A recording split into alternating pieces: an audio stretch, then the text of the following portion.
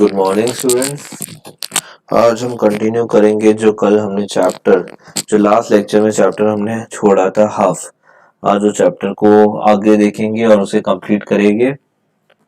तो कल हमने देखा अच्युत गोडबोले एक बहुत ही गरीब फैमिली से, लोअर मिडिल क्लास फैमिली से आते हैं, जिसका 300 स्क्वायर फीट का ही घर होता है, जहाँ पे बेसिक एमिनिटीज यानी बेसिक जरूरी चीजें भी, gas stove, refrigerator, fans, dining table, ये सब भी नहीं होता है।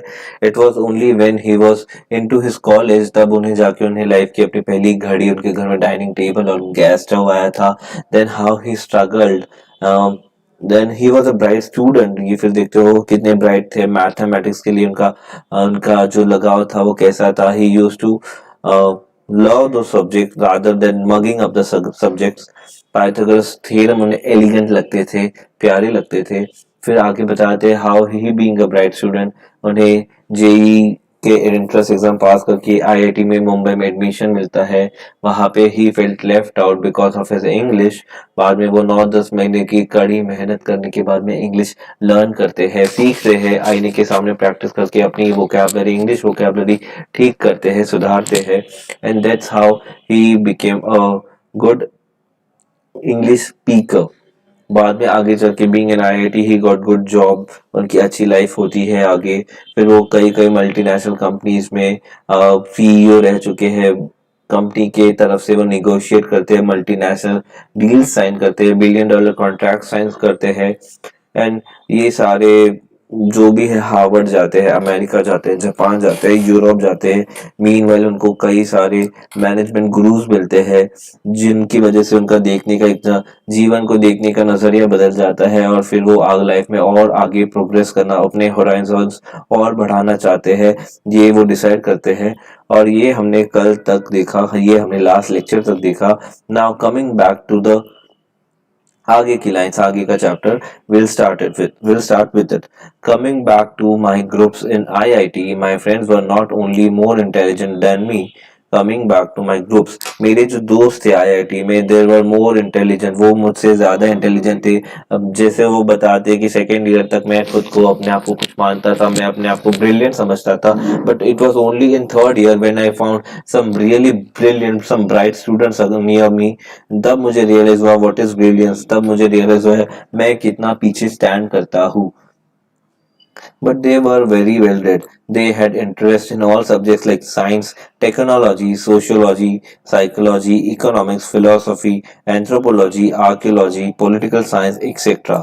इन्हें सिर्फ किताबी ज्ञान तो ठीक है, वो तो उनमें अच्छे थे ही, बट इनके अलावा भी उनको ये सारे सब्जेक्ट्स में भी, साइंस, टेक्नोलॉजी, सोशियोलॉजी, साइकोलॉजी, इन सारे जो अलग अलग विषयों में भी इन्हें काफी इंटरेस्ट होती थी, रुचि होती थी।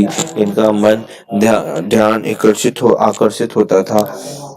तो ये लोग सिर्फ किताबों में ही नहीं, बाकी चीजों में भी इंटरेस्ट लेते थे। Our group was interested in all of these branches, apart from all the fine arts such as music, literature, painting. In short, our group was interested in almost anything under the sun and which concerned human life and existence.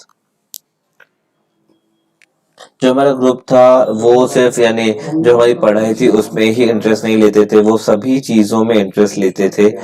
यानी हर वो चीज जो इस सन के नीचे है, जो इस दुनिया में है, जो इस धरती पे है, वो हर उस चीज में इंटरेस्ट लेते थे। मेरा जो ग्रुप था, आई वॉज रादर लकी कि मेरा ऐसा ग्रुप था जो ऐसे भी, हमें ऐसे दोस्त बनाने चाहिए, हमें ऐसी संगत रखनी चाहिए, हमारे आसपास ऐसे लोग रखने चाहिए जो कंटिन्यूसली सीखते रहे, जो कंटिन्यूसली खुद को अपग्रेड करते रहे, जो कंटिन्यूसली खुद को अकॉर्डिंग टू सराउंडिंग खुद को अपडेट करते रहे।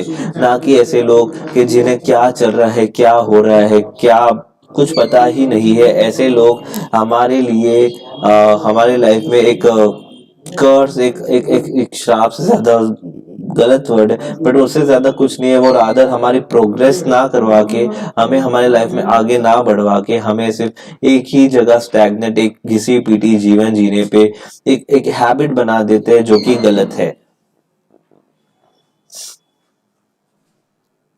तो मेरा जो ग्रुप था it was interested almost in everything anything under the sun. मतलब इस दुनिया में जो जो भी सीखने लायक चीजें थी, एनीथिंग अंडर द सन, मतलब जो जो भी टॉपिक, जो जो भी चीजें हम सीख सकते थे, हमारे सामने आती थी, जिसे हम सीख सकते थे, हर वो चीज में मेरे फ्रेंड्स, मेरा ग्रुप इंटरेस्टेड रहता था।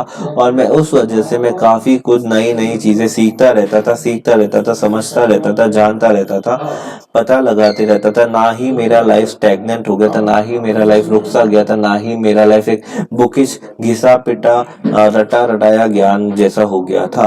मेरा ज्ञान एक ओपन होराइजन, एक ओपन फील्ड की तरह था, जो हमेशा एंडलेस फील्ड था, जिसमें हमेशा नया नया सीखने का, नया नया जानने का, उसमें इनपुट देने का हमेशा एक ऑप्शन खुला रहता था,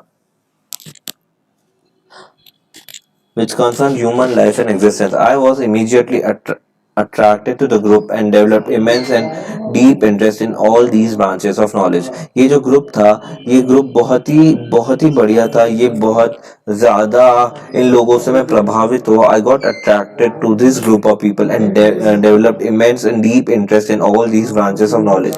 ये सारे इन ग्रुप के प्रति मेरा एक लगाव, एक झुकाव बढ़ा, और ये सारे जो भी नॉलेज पाने के अलग अलग जरिए थे, सोर्सेस थे, उन सब में भी मेरा डीप और एक डीप इंटरेस्ट एक अंदर से जागने लगा।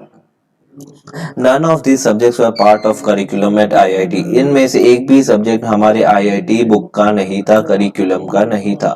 But again, I never studied for scoring marks in any examination. जैसे वो पहले भी बताते हैं, मैं एग्जाम में सिर्फ टॉप करने के लिए या पढ़ने के लिए सिर्फ जान, जो मुझे ठीक है, मुझे स्कूल में डाल दिया गया, ठीक है, मुझे कॉलेज जाना पड़ रहा है, तो मुझे जो पढ़ना है वो पढ़ना ही है, ऐसे ना पढ़ के मुझे वो क्यों पढ़ाना चाहते हैं, उसके पीछे का हेतु क्या है, इंटेंशन क्या है, मुझे हमेशा वो जानने में ज्यादा इंटरेस्ट रहता था।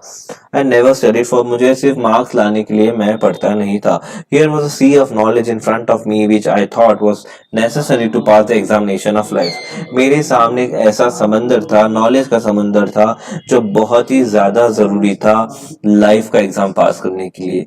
ये अगर मैं समुंदर में से, अगर मैंने इस समुद्र का नॉलेज अगर मैंने ना जाना नहीं, समझा नहीं, तो मैं लाइफ का एग्जामिनेशन पास नहीं कर पाऊंगा। मैं एक बुक का कीड़ा, घिसा पिटा, पढ़ा पढ़ाया, रटा रटाया सा इंसान बन के रह जाऊंगा, जो मैं नहीं बनना चाहता था, और रादर आप लोगों को भी ऐसा नहीं बनना चाहिए। which was far more important than just passing an IIT examination. जीवन की एग्जाम में पास होना उससे भी ज्यादा जरूरी है, जितना जरूरी IIT एग्जाम के अंदर पास होना था। IIT एग्जाम पास हो कर जाना ठीक है, उतनी बड़ी बात नहीं है, पर जीवन की एग्जाम में अगर आप पास नहीं हो पा रहे हो, पास नहीं होते हो, तो your life is a failure. आप अपना जीवन सही तरीके से, सही मायने में जी नहीं पाए, गुजार नहीं पाए, उसे सवार नहीं पाए, उसे बना नहीं पाए, अपनी लाइफ सही तरीके से सेट नहीं कर पाए। It is very difficult to become a master of an expert in all these subjects. It is very difficult to become a master of an expert in all these subjects, but it was very important for me to understand at least the basic principles of most of these subjects. इन सारे subject, जो अलग अलग subject जो हमारे IIT syllabus का, curriculum का part भी नहीं था, पर मेरे जो ये फ्रेंड ग्रुप था वो इंटरेस्ट लेता था इन सारी चीज़ों में। इन सारी चीज़ों में इंटरेस्ट लेने की वजह से मुझे भी उन ग्रुप में, इन सब्जेक्ट्स में इंटरेस्ट आने लगा। इन सब्जेक्ट्स में इंटरेस्ट आना इज लाइक, जैसे मैंने बताया, आपको हमेशा ऐसा रहना चाहिए, आपको you should be always thirsty for learning new things. आपको हमेशा, you should be always hungry for learning new things. आपकी भूख प्यास नया सीखने के लिए कभी खत्म नहीं होनी चाहिए। The satiety, the hungerness, the feel that I should know, I would know, I want to know should never end. ये कुछ जानने की, कुछ करने की, कुछ नया सीखने की जो चाह है, जो चाह है आपके अंदर, वो कभी खत्म नहीं होनी चाहिए। You should be always hungry, you should be always hungry. आपने हमेशा भूखा रहना चाहिए, नया सीखने के लिए, नया जानने के लिए, नया समझने के लिए। तो एग्जैक्टली अगर आप हंग्री नहीं रहोगे, तो आप लाइफ के एग्जाम में नया नहीं सीखोगे, तो आप लाइफ के एग्जाम में बहुत आसानी से फेल हो जाओगे। तो ये ज़रूरी नहीं था, ये जो आउट ऑफ करिकुलम हमारे सब्जेक्ट थे जिसमें ये लोग इंटरेस्ट लेते थे, जिसमें बाद में मुझे इंटरेस्ट आने लगा था, उसमें मुझे एक्सपर्ट होना ज़रूरी नहीं था, but at least it was very much necessary for me कि मैं इनका बेसिक तो भी जान लूँ। ये बेसिक सब्जेक्ट होते क्या है, इसमें होता क्या है, इसमें रहता कैसा है, इसमें क्या होता है। मुझे इसमें एक्सपर्ट बनने की कोई ज़रूरत नहीं थी, बट हाँ, मुझे इन सब्जेक्ट्स के बारे में बेसिक अंडरस्टैंडिंग क्रिएट करना, खुद को जानना, बेसिक अंडरस्टैंडिंग समझना कि सब्जेक्ट होता क्या है, क्या रहता है। जैसे कई इंसान होते हैं, कई लोग होते हैं, कई आपके कांटेक्ट में होंगे जिसके पास आपको बोलते हैं यार मुझे ये चीज़ नहीं पता, तो आपको कोई सजेस्ट करते हैं यार तुम उनको मिल लो, उनको शायद पता होगा।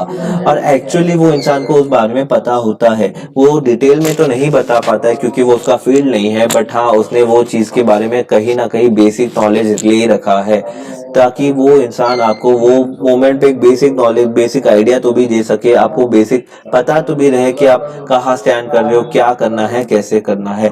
अगर आप सिर्फ बुक का पढ़ लिया उतना काफ़ी नहीं होता है, आपको हर फील्ड ऑफ इंटरेस्ट में, art, religion, culture, science, technology, psychology, philosophy, सब में थोड़ा थोड़ा थोड़ा पता रहना चाहिए। वो ऐसा बताना चाहते हैं यहाँ पे writer. Any of us could easily top the GRE examination and migrate to US. हम बहुत आसानी से GRE का जो एग्जामिनेशन होता है वो टॉप कर सकते हैं और US शिफ्ट कर सकते हैं। However, that thought never touched our minds. To understand the world and how it works, serving India and her people was far more important to us. पर हम हमारे दिमाग में GRE ऐसा टॉप करके हमें US सेटल डाउन हो जाना है, हमारे दिमाग में ये थॉट कभी भी नहीं आया। क्योंकि क्योंकि हमें पता था to understand the world and how it works and serving India and her people was far more important to us. मतलब ये वर्ल्ड कैसे काम करते हैं, दुनिया कैसे चलती है, दुनिया कैसे काम करती है, और इंडिया के लोग कैसे हैं, इंडिया का डेवलपमेंट कैसा है, यहाँ के लोग कैसे हैं, यहाँ के लोगों की तरक्की कैसे होंगी, इसके बारे में सोचना, इसके बारे में कंसर्न करना, इसके बारे में फिक्र करना, ये हमारा उद्देश्य था। ये यहाँ पे हमारा फोकस ज्यादा था, rather than topping a GRE exam and move back to US and getting a high paid job over there. Therefore I plunged into plunge मतलब to dive into and मतलब कूद जाना। Therefore I plunged into all these branches of knowledge, मतलब मैं इनमें सब branches में डूबा, मैं गया इनमें। It was a period of renaissance, rebirth of revival of learning, a rebirth or revival of learning. Renaissance is like old age, जैसे अगर आपको शायद पता हो, आई डोंट नो अगर आपको पता है या नहीं, इंस्टाग्राम पे अभी लेटेस्ट में अभी ट्रेंडिंग में चल रहा है रेनेसेंस करके, रील्स बन रहे हैं, रेनेसेंस के ऊपर रील्स बन रहे हैं। Renaissance is something rebirth. लोग ऐसे अपने नॉर्मल ही खड़े हैं और अचानक से उसका बैकग्राउंड चेंज होता है और उनकी पोशाक चेंज होती है, उनके कपड़े चेंज होता है और एक पूरा विंटेज लुक हो जाता है वो स्क्रीन पे। वो वही इंसान का एक पुराने जमाने में अगर वो इंसान हो तो कैसा दिखता होगा, वैसा वाला लुक वो वीडियो बन जाता है, वो रील बन जाता है इंस्टाग्राम का। That is renaissance. Renaissance is living a past, living a rebirth. Revival यानी एक रिवाइवल मतलब पुराना जो रिवाइव करना, पुरानी बातें को रिवाइव करना, मतलब उसे जीना, उसे जीवंत करना, उसके बारे में जानना। That is renaissance for me. It was a period of renaissance for me. मैंने अपने आप को एक नए पुराने जो अच्युत गोडबोले थे उसमें से एक नया अच्युत गोडबोले बनाने के लिए मैंने दोबारा जन्म लिया, मैं दोबारा सीखना चाह रहा था। We used to discuss about relativity, Big Bang aesthetics, literature, philosophy, economics, and many other subjects. Even day until late into the nights. मतलब हम कई सारे टॉपिक्स पे डिस्कस करते थे, big bang, aesthetics, literature, philosophy, economy and many other subjects every day, हर रोज। ऐसा नहीं कि एक दिन डिस्कस कर लिया, अभी चल बाद में देखेंगे, आज मूड नहीं, आज मन नहीं बन रहा है हमारा डिस्कस करने का। Suppose if I give you a task, अगर मैं आप लोगों को बोलूं कि आप जाके डिस्कस करो अबाउट रेनेसांस, एक सिंपल सा वर्ड है व्हाट इज रेनेसांस, उसके ऊपर सा थोड़ा सा 2-3 पेज का आपको लिख के लाना है। इट्स अ स्मॉल वर्ड, एक छोटा सा वर्ड है, उस पे 2-3 पेज का लिख के लाना है। तो मैं आपको बोलता हूँ जाओ ग्रुप्स डिवाइड कर लो, ग्रुप्स में बैठ जाओ। आपको ये 3 दिन तक यानी 1 वीक तक कंटिन्यू ऐसे इस टॉपिक पर डिस्कस करना है। एक छोटा सा वर्ड है पर आपको बहुत बड़ा टास्क दे दिया मैंने, एक छोटे से वर्ड को 1 वीक के लिए डिस्कस करना है। तो आप बोलेंगे ठीक है ना यार हम कर लेंगे। हम आप अभी जैसे अभी समझा रहा हो तो आप बहुत ज्यादा फॉर्म में हो, जाके बैठ गए, फटाफट से ढूंढ लिया, सर्च कर लिया रेनेसांस। यहाँ पे बहुत लोग फटाफट से गूगल करके वर्ड का एग्जैक्ट मीनिंग बता देते हैं, वैसा गूगल कर लिया और बता दिया। ऐसा नहीं होता है। It is just not a matter of period, एक छोटे से मैटर ऑफ अ मोमेंट है। कोई इतने छोटे मोमेंट के लिए ही वो डिस्कस नहीं करना होता है, वो छोटे मोमेंट पे ही वो बात को नहीं समझना है। हमें वो बात लंबे अरसे तक खुद के साथ रिवाइज करना है, लोगों के साथ रिवाइज करना है, वो टॉपिक पे और डिस्कस करना है ताकि उसके और मीनिंग निकल सके, उसके और मतलब जान सके, और बातें उसके बारे में पता लग सके। दैट इज कॉल्ड एज, जो यहाँ पे ये करते थे एवरी डे, जो बहुत जरूरी है हर रोज ऐसा कुछ करना, हर रोज खुद को अपडेट करना, खुद के साथ में नए एक्सपेरिमेंट्स करके खुद को नया इंसान रोज एक बनाना।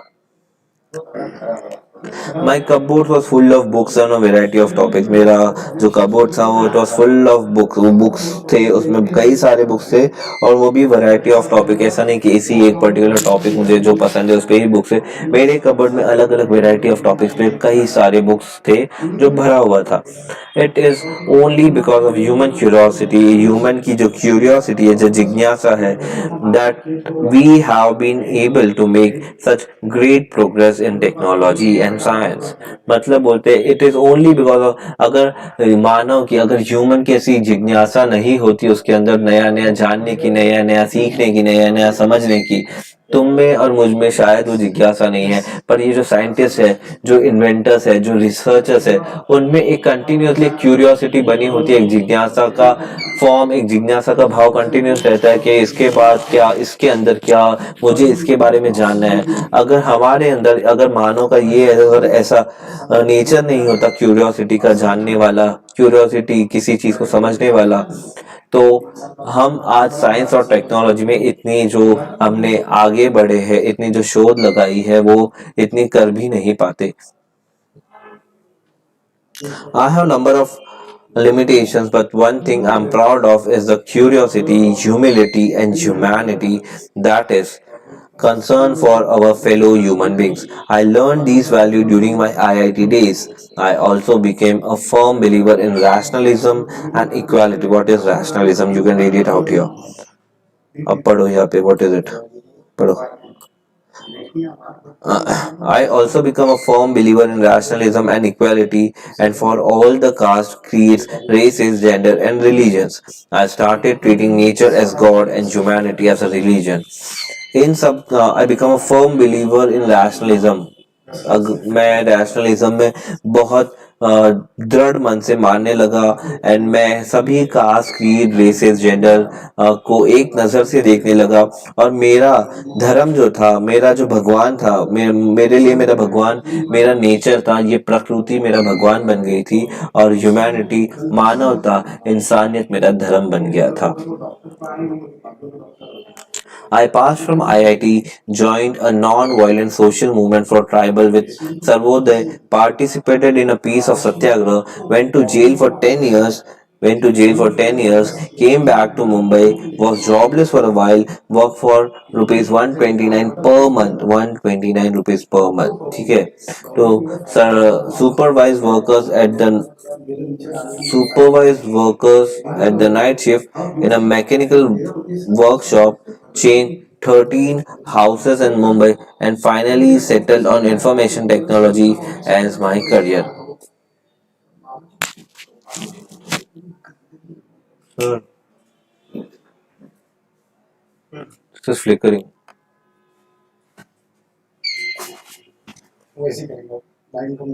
Okay.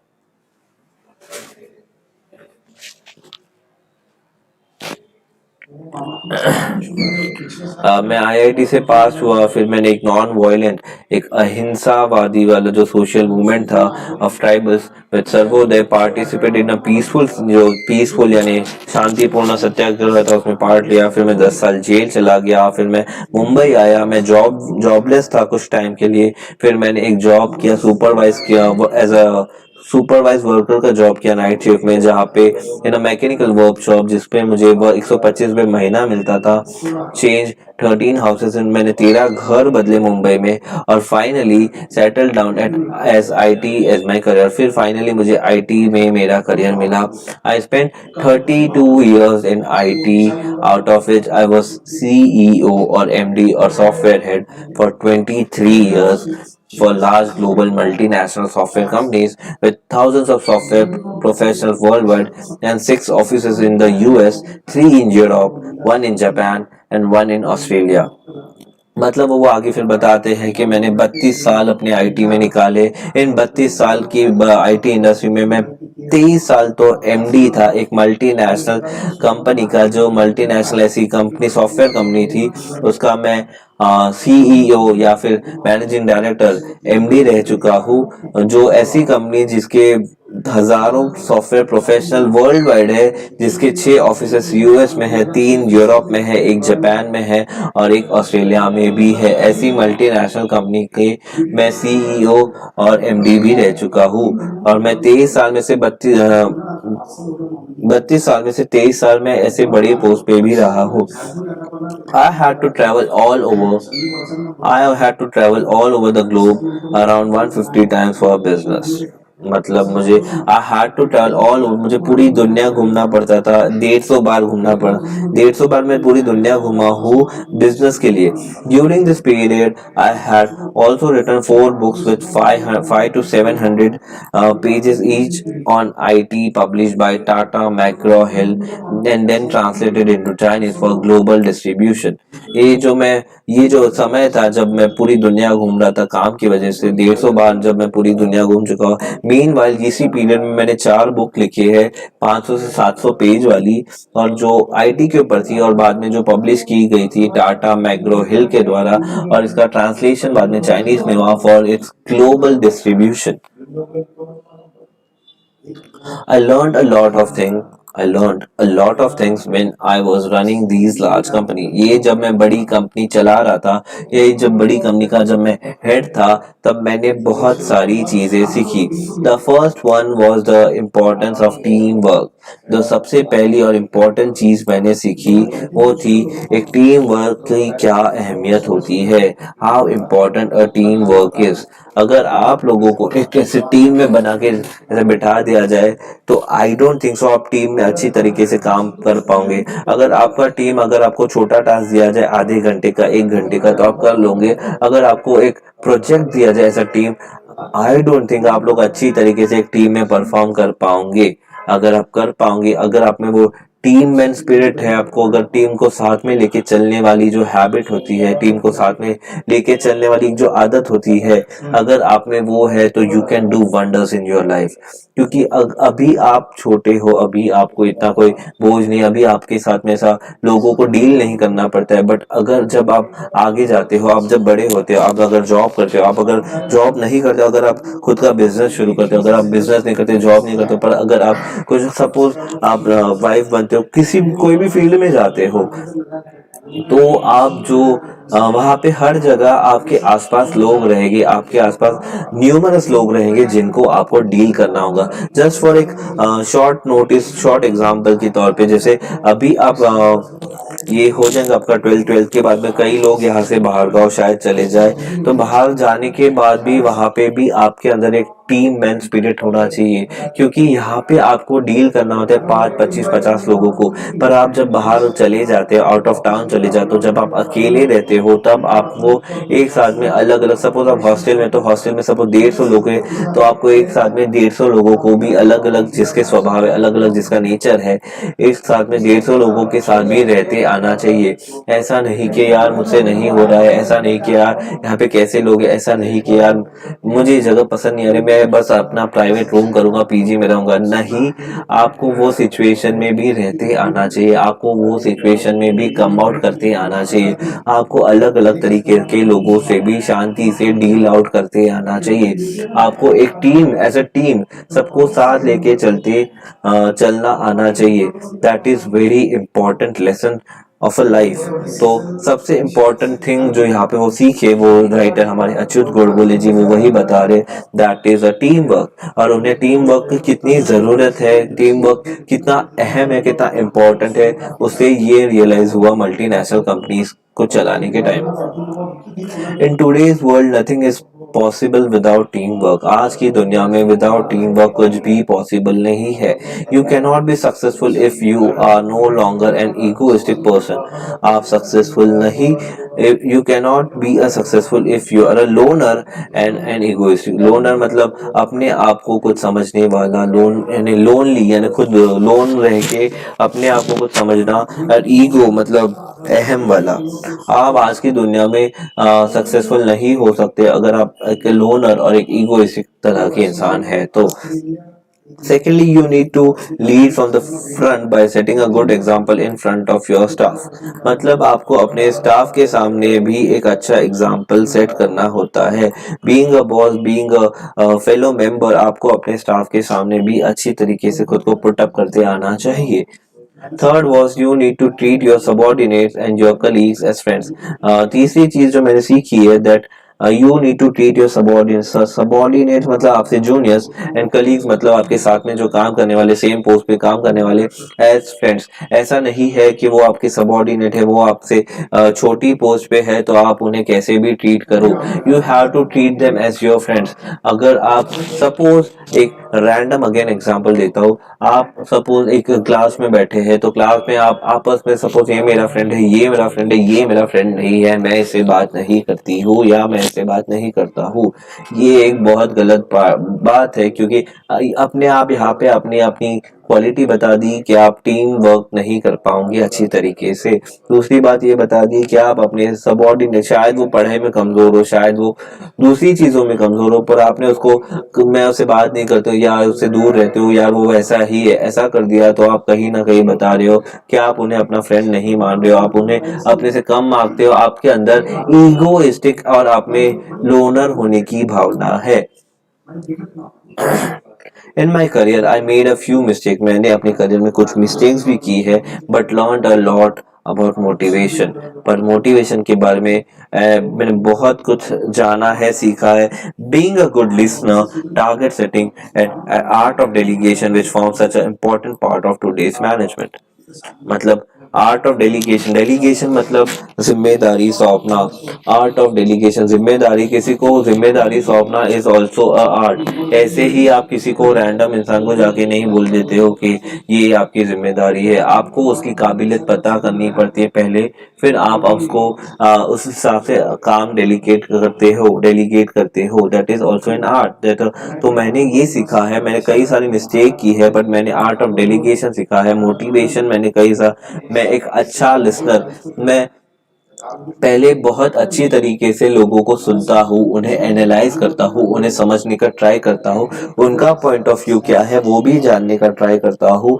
तो इन सारी चीजों से मुझे मैं एक अच्छा गुड लिसनर, मैं अच्छा एक श्रोता भी बना हूँ।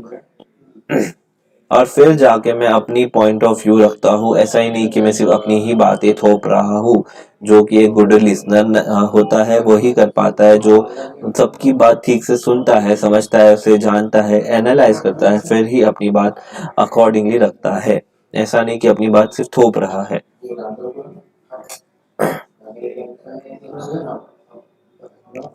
After working for all this software company, इन सारी सॉफ्टवेयर कंपनीज के ये काम करके मैंने इतने साल, I wanted to return to my first love. मैं अपने पहले प्यार की तरफ वापस लौटना चाहता था, वो था read and write on various subjects concerning human life and existence.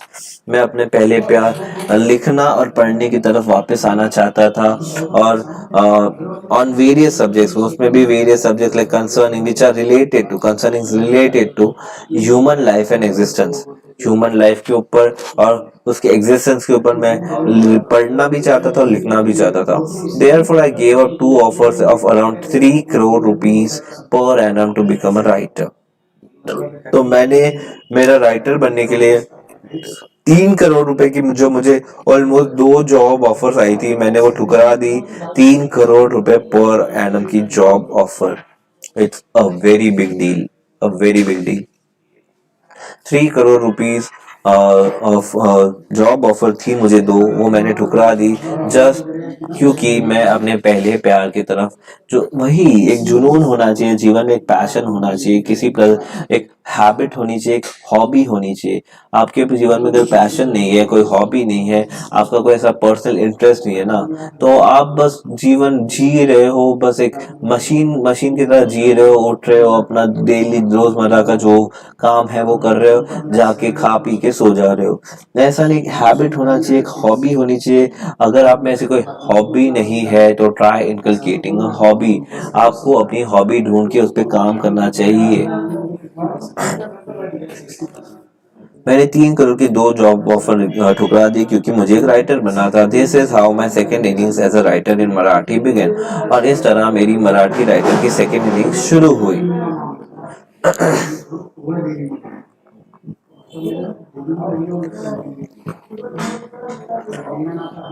After this, I have written about 34 books in Marathi. मैंने 34 बुक मराठी में लिखी. Most of them have been become the best sellers with tens of thousands of copies sold for each.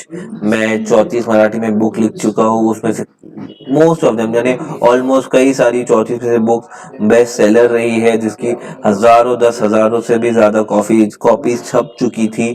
However, it is not the sales for the money that is important to me. ये सब बेचना और उसके जो मुझे पैसे आ रहे थे, रॉयल्टी या पेटेंट जो आ रहा था, मुझे उसमें इंटरेस्ट इतना नहीं था, इतना इम्पोर्टेंट नहीं था. As much as the fact that these books have been brought about very good changes in the lives of thousands of readers. मुझे इस बात का ज्यादा सेटिस्फेक्शन था कि इन मेरे द्वारा जो बुक्स लिखी गई थी, इन बुक्स को पढ़ के उनसे मोटिवेट होके कई हजारों जीवन मैंने बदले थे, कई हजारों लोगों को मैंने मोटिवेट किया था. After reading my autobiography Musafir, a book on psychology मन्नत, hundreds have come out of depression. After reading my autobiography Musafir and a book on psychology Manath, hundreds have came out of depression and more than a dozen have given up thoughts of committing suicide and decided to start all afresh. मेरी autobiography मतलब जीवनी, मेरी खुद की जीवनी पे मैंने जो मुसाफिर बुक लिखी थी, और जो दूसरी मैंने बुक लिखी थी साइकोलॉजी, मेंटल हेल्थ के ऊपर, साइकोलॉजी के ऊपर मनात, 100 जिसकी जिसकी वजह से हंड्रेड्स ऑफ लोग डिप्रेशन से बाहर आए थे. हंड्रेड्स ऑफ लोग जो ये सोचते थे कि हाँ मुझे सुसाइड करना है, मुझे जाके खुदकुशी करना है, मुझे आत्महत्या करना है, ये थॉट से कई हजारों कई 100 लोग बाहर आ चुके थे वो बुक पढ़ के. तो I was rather more content, I was rather more satisfied कि मेरी वजह से मैंने कई लोगों के जीवन को टच किया, कई लोगों को जीवन को टच करके उनको मोटिवेट किया, जीवन को टच करके उनको मोटिवेट करके उनको इंस्पायर किया, कई लोगों को जीवन को टच करके मोटिवेट करके इंस्पायर करके उनकी लाइफ को बदला है. तो I was rather more happy doing this than the money that I was receiving from selling all this books. और वो जो लोग सुसाइड सोचते थे, वो लोग मेरी बुक पढ़ने के बाद they have decided to start all afresh. शुरुआत करने के वो लोग तैयार थे और वो सुसाइड करने का थॉट छोड़ चुके थे. गाइस, सबसे पहले इम्पोर्टेंट बात, सुसाइड इज द थिंग जो कावर्ड, जो बेकार लोग होते हैं वही सोच पाते हैं। सबसे पहले सोचना ही गलत है, करना तो उससे भी ज्यादा गलत है। अगर आपके अंदर ये थॉट है ना, then you are the most coward person. सबसे पहले तो आप ये थॉट अपने दिमाग से निकाल दो। अगर भूल से भी आपको ये थॉट कहीं से आता है ना, तो आप जाके डिस्कस करो अपने लोगों के साथ, मुझे ऐसा थॉट आ रहा है, मैं क्या करूं। ऐसा नहीं कि मन के अंदर रखो और ऐसा बातों को दबा के घुटना शुरू कर दो। सबसे पहली बात तो ये थॉट आए तो उसको जल्द से जल्द अपने दिमाग से एलिमिनेट करने का ट्राई करो। अगर एलिमिनेट नहीं हो रहा है तो अपने नोन डियर अपने लोगों को जाके बताओ कि मैं ऐसा सोच पा रही, मेरे दिमाग में से थॉट्स आ रहे हैं, मैं क्या करूं। ये मत सोचो कि वो मेरे बारे में क्या सोचेंगे या क्या करेंगे या क्या कहेंगे। सबसे इम्पोर्टेंट ये है कि आप जाके अपने मन की बात लोगों से कहो।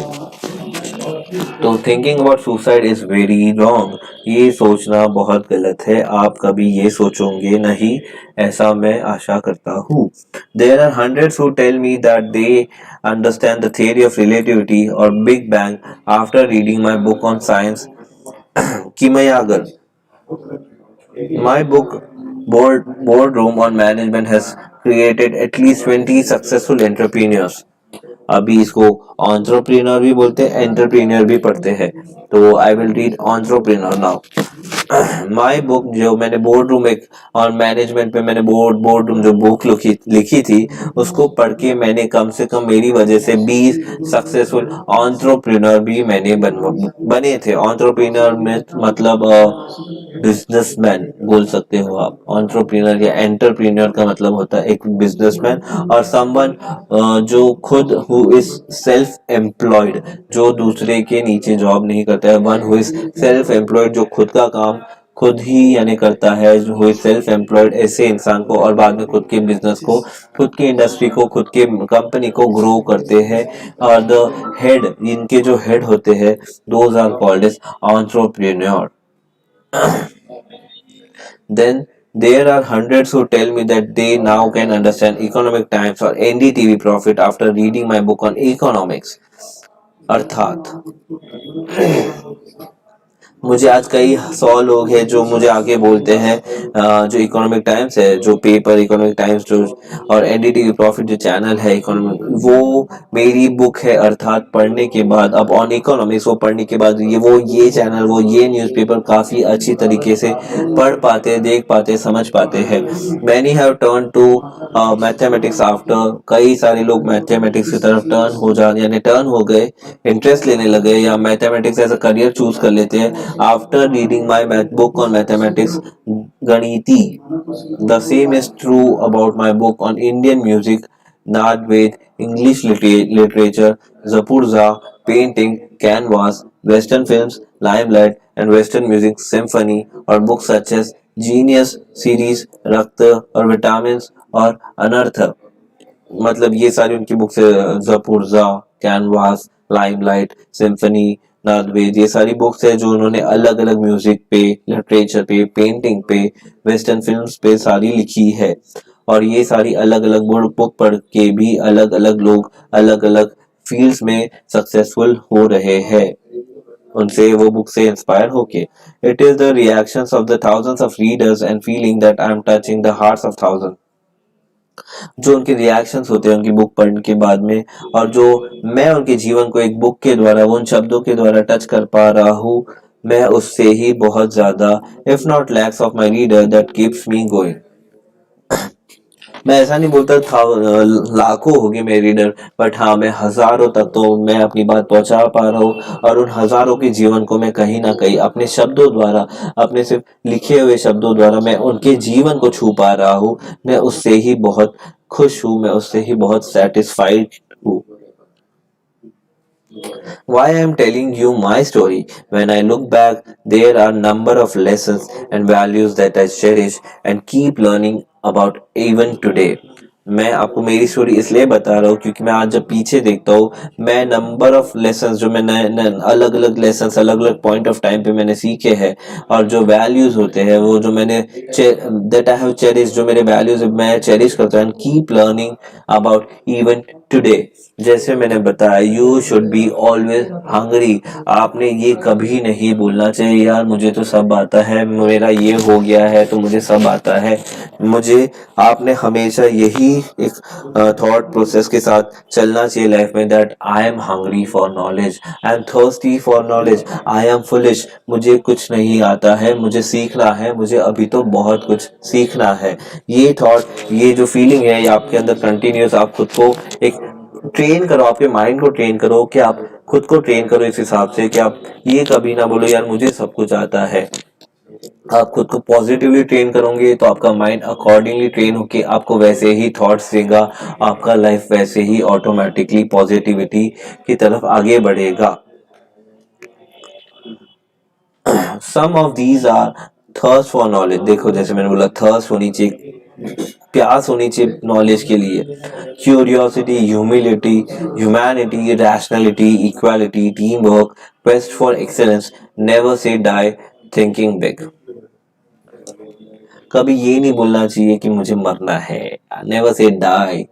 अभी ये कभी भी थॉट दिमाग में नहीं आना चाहिए, यार बहुत हो गया यार मुझसे नहीं होता, आई वांट टू डाई, बस मुझे ये सब मुझसे बर्दाश्त नहीं हो रहा, मुझे जीवन खत्म करना है, नेवर से डाई। मुझे ये थॉट, सुसाइड का थॉट भी कभी लाना नहीं है। आई होप, मैं ये बार बार रिपीट इसलिए कर रहा हूँ कि शायद आप में से कोई हो कि अगर ये थॉट अगर गलती से भी एक दो बार भी आपके दिमाग में आया है तो it is a very big deal. आपको ये थॉट आपके दिमाग में नहीं आना चाहिए, ये थॉट आपको अपने दिमाग से बाहर निकाल देना है। तो it is a very big deal, never say die, and thinking big and thirst for the knowledge should never end. तो this was the chapter by Achyut Godbole. Hope you liked it. Hope you liked the way I tried understanding you. तो कुछ हो तो बताइएगा. This was it. This was the end of chapter and end of lecture.